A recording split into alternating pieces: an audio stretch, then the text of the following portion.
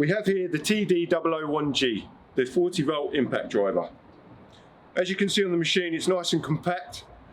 Forward and reverse done by the switch, variable speed by the trigger, 1/4 inch bit holder, twin LEDs, and then the auto memory selection.